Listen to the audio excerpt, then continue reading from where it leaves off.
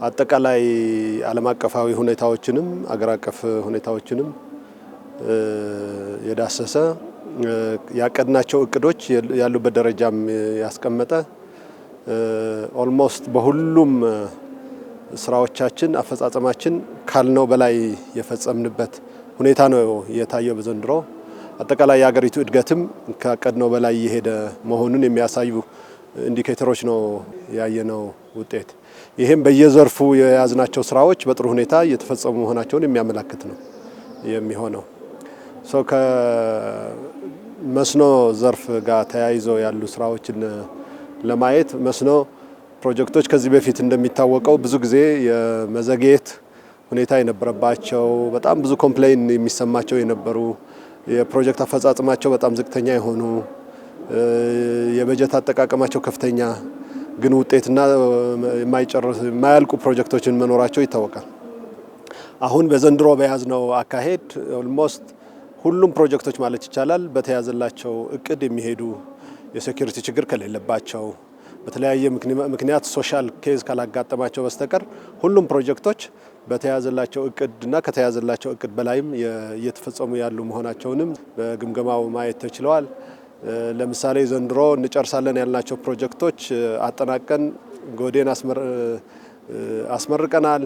በቀጣይ ወልመል በሚቀጥለው ወር የምናስመርቀው ይሆናል።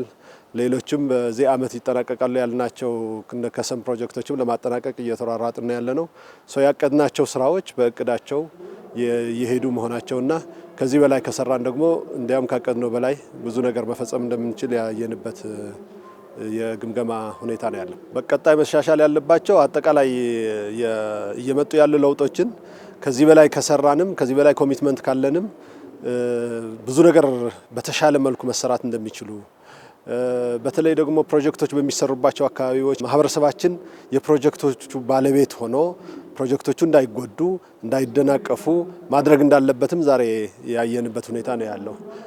እንደሚታወቀው የፌዴራል ፕሮጀክቶች በተለይ ደግሞ ለክልሉ ማህበረሰብ የሚሰሩ ፕሮጀክቶች ሲሆኑ ለማህበረሰቡ ተብለው የሚገነቡ እንደኛ አይነት የመስኖ ፕሮጀክቶች ሲሆኑ ባለቤት መሆን ያለበት ማህበረሰቡና ክልሉ ነው።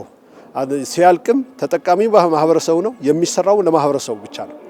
ከዚህ ጋር ተያይዞ ሶሻል ኢሹዎች የሚፈጠሩ ከሆነ የሴኩሪቲ ችግር የሚያጋጥማቸው ከሆነ ካሳ እየተባለ የሚደናቀፉ ከሆነ ፕሮጀክቶቹ በተለያየ ምክንያት እየቆሙ እየዘገዩ ማህበረሰቡም ወደ ተጨማሪ ኮምፕሌን የሚወስዱ ስለሆነ እዚህ አካባቢ ያሉ ክፍተቶች ክልሎች እና ማህበረሰባችን በደንብ አንደርስታንድ አድርጎ ገብተዋቸው መፍትሄ ማፈላለግ እንዳለባቸውም በክፍተት ዛሬ የታየና አቅጣጫ የተቀመጠበት ጉዳይ ነው ማለት ነው።